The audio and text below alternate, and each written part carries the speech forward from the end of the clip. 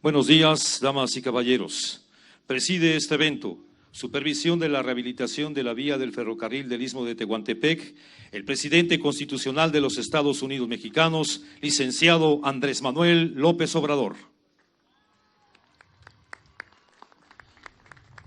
Lo acompañan el gobernador constitucional del Estado de Veracruz, Cuitláhuac García Jiménez. El director general del Corredor Interoceánico del Istmo de Tehuantepec, Rafael Marín Mollinedo. El gobernador constitucional del Estado de Oaxaca, Alejandro Murat Hinojosa. El director general del Ferrocarril del Istmo de Tehuantepec, José Sánchez Pérez. El jefe de la Unidad de Infraestructura y Transportes del Corredor Interoceánico del Istmo de Tehuantepec, Germán Deutsch Espino. El presidente municipal de Sayula de Alemán, Veracruz, Freddy Ayala González. Agradecemos la presencia de los trabajadores de la obra, a los representantes de los medios de comunicación y a quienes nos siguen a través de las redes sociales en todo el mundo. ¿Por qué no prosperó esta ruta? Ya aquí se dijo, se construyó el Canal de Panamá y también se inició la revolución, pero hubo un factor que considero influyó para que la ruta no se usara y se desplegara más desarrollo en el Istmo. Asia, en ese entonces los países de Asia, China en particular, no eran lo que son ahora. Ahora China es, a pesar de la pandemia, de la crisis económica mundial, sigue siendo la fábrica del mundo. Y lo mismo los países asiáticos. Y ya ahora hay más, mucho más transporte de mercancías por el Pacífico. Por eso pensamos que este proyecto va a tener éxito.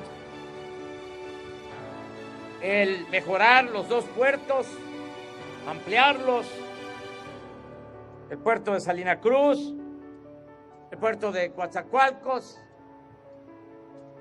modernizar esta vía, el establecer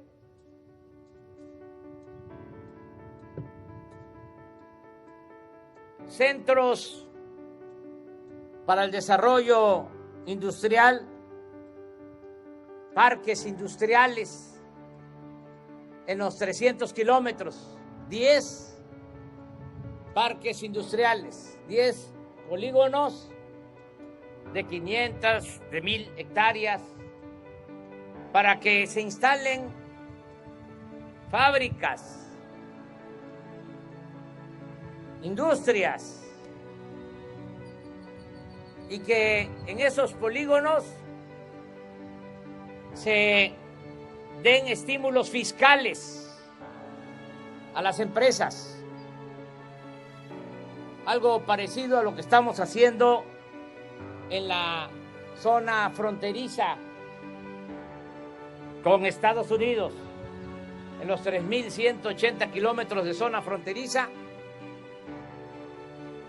de la línea 20 kilómetros hacia nuestro territorio. Es una zona franca y se cobra la mitad del impuesto sobre la renta y la mitad del IVA. Y lo mismo, se obtienen de manera más barata los energéticos. Es decir, se paga menos por las gasolinas, por el diésel, por la luz.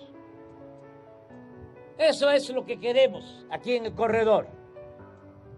En estos polígonos, dar facilidades para que se establezcan empresas y se generen empleos.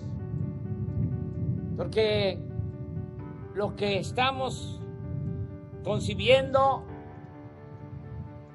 es poner aquí en el Istmo y en el sureste cortinas para detener a la gente que no se vea en la necesidad de abandonar sus comunidades para ir al norte a buscar trabajo. Que haya empleo en el Istmo. Que el que quiera irse a buscar trabajo a otras partes lo haga por gusto, no por necesidad. Ese es el sueño que queremos convertir en realidad. Que haya trabajo en el Istmo y en todas las comunidades y pueblos del sur y del sureste de México. Por eso es esta inversión en su etapa constructiva, como aquí se dijo, se van a generar 7,000 empleos. Esto va a ayudar, sobre todo ahora que se está padeciendo por la pandemia que está afectando la economía popular. Esto va a ayudar a que haya trabajo. Por eso vamos a tener el presupuesto suficiente, necesario, para terminar esta obra. Tenemos que terminar todo el proyecto del Istmo a más tardar en 2023. Y pensar también en consolidarlo y en dejarlo bien amarrado, para que no con el cambio de gobierno se eche para atrás todo lo alcanzado, porque va a haber siempre la tentación de que regrese la corrupción, de que regrese el neoliberalismo, que regrese la privatización.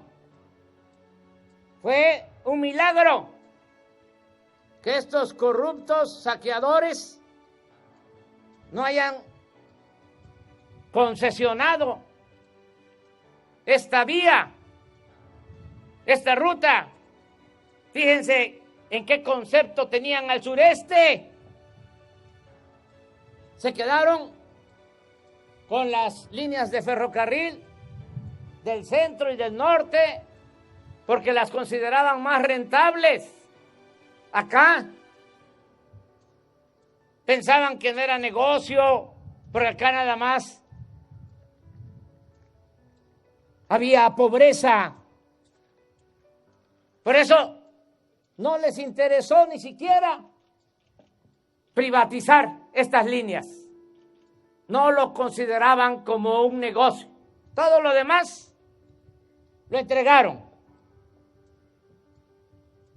Por eso tenemos que cuidar que al cambio de gobierno no se vaya a privatizar este proyecto.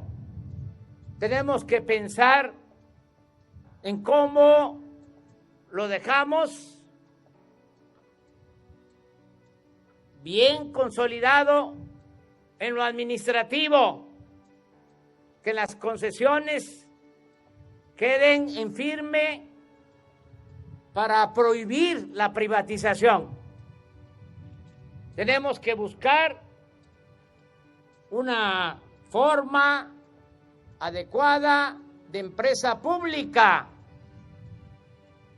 en donde participe el gobierno federal, pero también los gobiernos de los estados. Dejarles a las autoridades estatales también acciones de esta empresa pública,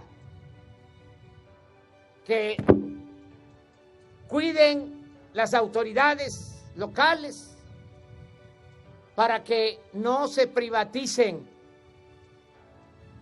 estos bienes, que sean de la federación y que sean de los estados.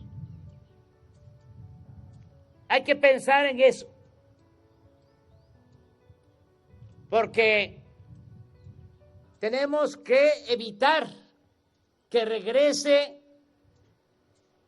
la corrupción, que nunca más vuelva el saqueo que nos dejó en una situación lamentable como país.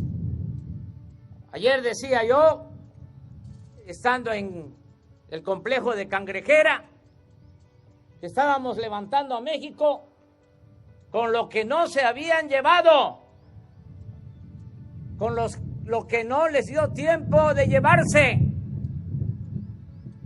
porque todo lo privatizaron. Afortunadamente no les alcanzó el tiempo. Sonó la campana, la alarma. El pueblo dijo en el 2018, basta. Y por eso estamos inaugurando esta nueva etapa. Me da mucho gusto por eso estar aquí, Medias Aguas. Por aquí pasé todavía en los años 70, cuando tomé el tren varias veces la Ciudad de México para ir a donde vivían mis padres, a Palenque.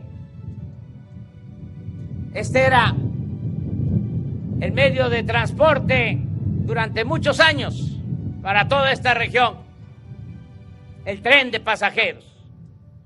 Los neoliberales acabaron con los trenes de pasajeros que empezaron a transportar al pueblo desde el gobierno del presidente Juárez, desde el gobierno del presidente veracruzano Sebastián Lerdo de Tejada, cuando se hizo la primer vía férrea de México a Veracruz y se inauguró en 1873.